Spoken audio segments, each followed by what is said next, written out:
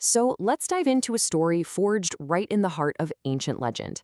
It's a dark parable from the Volsunga saga, all about a hero named Sigurd. And here's the thing. His greatest triumph wasn't the end of his story. It was actually the beginning of his downfall. This whole tale poses a really uncomfortable question. What if slaying the monster just creates a new one? Let's unpack this incredible cautionary tale. Okay, here's how we're going to trace our hero's tragic journey. We'll start with his noble destiny, then his big showdown with the beast, the gifts he gets as a reward, how that awakens the beast inside him, and finally, the timeless lesson about power this story leaves us with. All right, part one, our story kicks off like a lot of these epic tales do, with a hero who has a noble destiny, this promise of greatness that just seems baked in from the start. At the very heart of this saga is Sigurd. He's this beacon of mythic potential. I mean, by all accounts, this is a guy who was absolutely fated for greatness, born to do incredible things. And I'm not exaggerating here. His family tree literally goes all the way back to Odin, the king of the gods. So, no pressure, right? The expectations are sky high. But as we're about to see, divine blood gives you zero protection from the darker side of human nature. And that destiny leads him straight to the defining moment of his life, confronting the beast. This is where Sigurd's heroic potential gets put to the ultimate test. So what does he do? He slays the dragon Fafnir.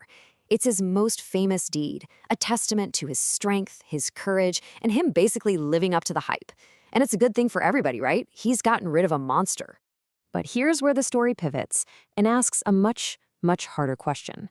What's the real price for a victory like that? Because it's not just about fame and glory. It's about the corrupting influence that comes with that kind of power.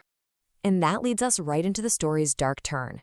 The rewards for his heroism, these so-called gifts from the dragon, become the very tools of his destruction. The irony here is just brutal. The one act that made him a legend, slaying the dragon, is what puts him in contact with the thing that will destroy him. His victory becomes his curse. First, you've got the dragon's hoard. This isn't just a pile of gold.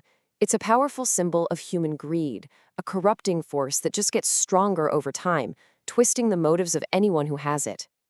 Then there's the dragon's blood. When Sigurd tastes it, he suddenly gets the power to understand what birds are saying. Now, this isn't just some cool magical ability. It's a dangerous shift in his perception. The first thing he hears is the birds warning him that his own mentor plans to kill him for the treasure. This forbidden knowledge forces his hand, and he ends up killing the man who raised him. It just goes to show you, great power often comes with a hidden and very, very heavy price. So these cursed gifts don't just give him power. They start to wake up an internal monster, corrupting our hero from the inside out. The pull of that cursed gold triggers a dormant, kind of beast-like quality that the saga suggests is hiding inside all of us. And even with his noble blood and heroic goals, Sigurd's path is completely warped by greed. And from there, it just kicks off a devastating cycle. It starts with the allure of the hoard, which fuels this unchecked ambition. That ambition that ignites a cycle of violence that doesn't just stop with him. It echoes for generations, shattering families, breaking loyalty, even turning brothers against each other. And this just brilliantly illustrates the core of the parable. I mean, look at this comparison between the two beasts. You have Fafnir, who was literally transformed into a monster by his greed and ambition, and then you have Sigurd, our hero, who gets tangled up in the very same allure, tested by the exact same unchecked ambition. It's chilling. The hero slowly starts to mirror the very monster he destroyed. So what is this ancient story really trying to warn us about when it comes to the nature of power itself? Well, here is its timeless warning. The saga uses all these mythological parts to get at some really complex, uncomfortable truths about us. It tells us that power is just an amplifier. It takes what's inside you and just cranks it way up. It shows that heroism and corruption can be two sides of the same coin, and it warns us that no one, not even a descendant of the gods, is safe from these moral pressures. And of course, it reminds us that our lives are a constant struggle between our fate and our own choices. Ultimately, Sigurd's story leaves us with this really powerful, provocative thought. It suggests that maybe the truest test of greatness, the real heroic trial, isn't about slaying some external beast, but about confronting and resisting the beast that lies within your own heart.